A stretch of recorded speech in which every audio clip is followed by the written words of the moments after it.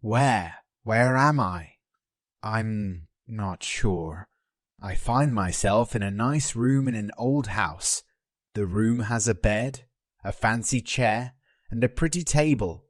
The only view from the window is of a green field, with the sun shining on it.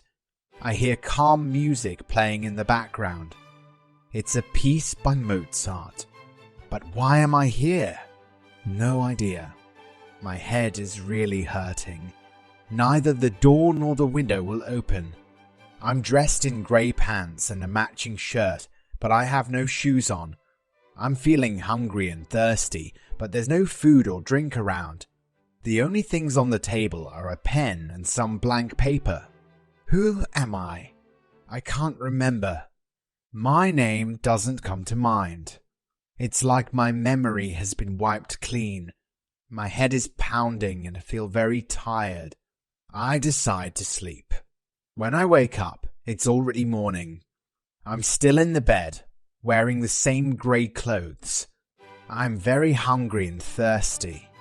The Mozart music is playing again. My head isn't hurting now, but I still can't remember anything about myself. Then I hear someone outside the room. The door opens and a man comes in. He's dressed in black. "How's your head?" he asks. I tell him that it doesn't hurt anymore. He seems satisfied with the answer. When I ask where I am, he only answers with the question, "Don't you know?" Then he asks if I'm thirsty, and when I tell him I am, he hands me a glass of water. I take a sip from the glass and feel tired again. I decide to go back to sleep. When I wake up, my head is hurting again, and the room is dark. I can't hear any music playing. I switch on the light, and I see a glass on the table. I'm thirsty again, so I drink from the glass. I feel a bit better. The man comes back and starts to ask me questions. Who am I? What's my name? Where am I from? I can't answer any of them. I honestly don't know. He insists that I drink from the glass again. When I refuse, he pulls out a gun and forces me to drink. The room goes dark again. When I wake up again, it's quiet outside, and the sun is shining through the window. There's food and water on the table now. I'm not tired anymore and my head feels okay. Suddenly, someone is coming. The door opens and it's the man in black again. "Do you want to talk?" he asks me. But about what? He starts asking again who I am and why I'm here. I tell him I have no idea. He doesn't seem to believe me and he slaps me across the face. We start the questioning again, but every answer is the same. I can't remember anything. He hits me again and then leaves the room. Now, I have a bump on the back of my head. It doesn't hurt too much, but my face does. I touch the bump, and suddenly I remember something. I'm in a field, lying under a tree. I'm holding binoculars in my hand, watching a beautiful old house. Then I hear a noise behind me. It's a man with a dog. The man is holding a gun, and he hits me with it. Everything goes dark after that. With that memory, I'm left with more questions. Why was I in the field? Who am I? Am I a policeman? Or a spy? Who is the man with the dog? Is he a policeman, a spy, or a criminal? I don't know. But now, at least, I remember something. Maybe tomorrow I'll remember more. The next day, the man in black returns. "How are you today?" he asks. "Okay," I say. "Can you remember anything?" he questions. I tell him I remember a little, but I still don't know who I am or why I'm here. He leaves without telling me anything. In my mind, I keep going back to the field and the house. It's evening. I'm wearing a blue coat, and I see a white Jaguar approaching the house. I see two people with a box. Then I hear a noise behind me and feel a hard bump on my head. Suddenly, I can hear voices outside my room. They're talking about me.